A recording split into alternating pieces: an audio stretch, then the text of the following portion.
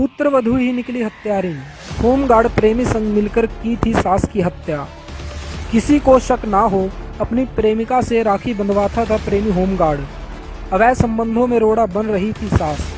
सास की हत्या के बाद पति को हटाना था रास्ते से।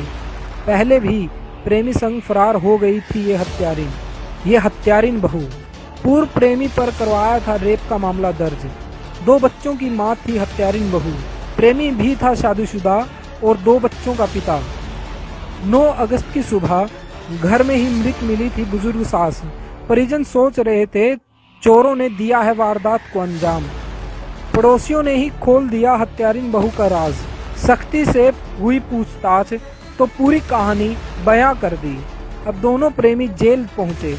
गत 9 अगस्त को कैथल सिविल अस्पताल के सामने जनकपुरी कॉलोनी में सुबह सुबह मृत मिली बुजुर्ग महिला। चरणजीत कौर की हत्या किसी और ने नहीं बल्कि उसकी एकलौती पुत्रवधू राजविंदर कौर ने ही अपने होमगार्ड प्रेमी गांव बरोट निवासी अमित कुमार के साथ मिलकर की थी। उनके अवैध रिश्ते पर किसी को शक ना हो, इसलिए वे दूसरों के सामने अपने आप को भाई बहन बताते थे और राजविंदर कौर अमित को कई बार राखी भी बांध चुकी थी। लेकिन हवस के नशे में अंधे हो चुके इन दोनों ने तो भाई बहन के रिश्ते को भी कलंकित करने का काम किया। लेकिन अपराधी कितना भी शातिर क्यों ना हो, एक दिन पकड़ा ही जाता है। और ये भी कैथल पुलिस से बच नहीं पाए और सिविल लाइन पुलिस ने मात्र 6 दिन में ब्लाइंड मर्डर की इस गुत्थी को सुलझाते ही दोनों प्रेमी प्रेमिकाओं को गिरफ्तार कर जेल पहुंचा दिया। एसपी शशांक कुमार सावन ने बताया कि आरोपियों ने घटना को अंजाम देने के बाद उन पर शक ना हो, इसलिए बुजुर्ग महिला के कानों व गले से जेवरात उतार लिए थे और घर का अन्य सामान भी चोरी कर लिया था, ताकि पुलिस को ये लगे कि चोरों ने ही इस घटना को अंजाम दिया है। पुलिस ने आरोपियों को पहचान ही लिया।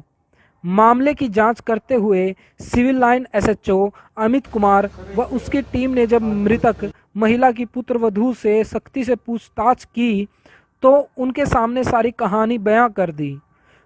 पुलिस ने पुत्रवधू राजविंदर उर्फ राज व उसके प्रेमी अमित निवासी गांव बरोट को गिरफ्तार कर लिया। एसपी ने बताया कि दोनों आरोपियों का 15 अगस्त को व्यापक पूछताछ के लिए न्यायालय से पुलिस रिमांड हासिल किया गया है, जिनसे पूछताछ के दौरान मकान से वारदात में प्रयुक्त लोहा, फाड़ी, बाइक, 2 मोबाइल फोन तथा सोना चांदी जेवरात बरामद कर लिए।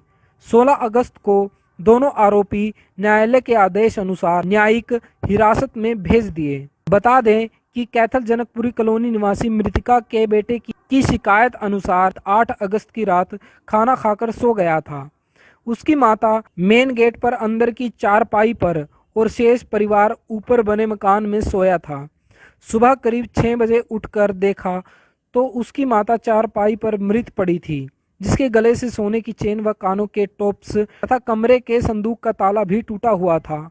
एसपी शशांक कुमार ने मामले की जांच civil line SHO inspector Amit Kumar को सौंपी। Inspector Amit Kumar, SI Kulwinder Singh, ASI Rajesh Kumar, lady ASI Renu तथा लेडी हेड कांस्टेबल सुनील ने एसपी शशांक कुमार के विश्वास पर खरा उतरते हुए मृतक महिला की पुत्रवधू राजविंदर उर्फ राज को गिरफ्तार करके पूछताछ की तो हत्या की परतें खुलती गई। इसके बाद पुलिस ने राजविंदर के प्रेमी हरियाणा पुलिस में होमगार्ड अमित निवासी बरोट को उसके गांव से काबू कर लिया। पुलिस पूछताछ में पता चला कि आरोपी होमगार्ड अमित के काफी समय से महिला से अवैध संबंध स्थापित हो गए थे। पति को राजविंदर पर शक था। उसने अपनी मां की मार्फत अमित को घर आने से मना कर दिया। इसके बाद दोनों के मिलने के बीच बुजुर्ग महिला बाधा बन रही थी और दोनों ने उसे रास्ते से हटाने की योजना बनाई और इसी के तहत पुत्रवधू ने 8 अगस्त की शाम सब्जी में नींद की गोलियां डालकर अपनी पति को दे दी। इसके बाद रात्रि करीब 1:15 बजे आरोपी अमित अपनी महिला मित्र के घर पहुंचा, जहां महिला ने घर के सीसीटीवी कैमरे की तारें काटकर पहले ही रिकॉर्डिंग बंद कर दी। इसके बाद आरोपी अमित ने अपने बैग से लोहे की फाली निकाली तथा सोई हुई बुजुर्ग महिला के सर व शरीर पर कई वार किए।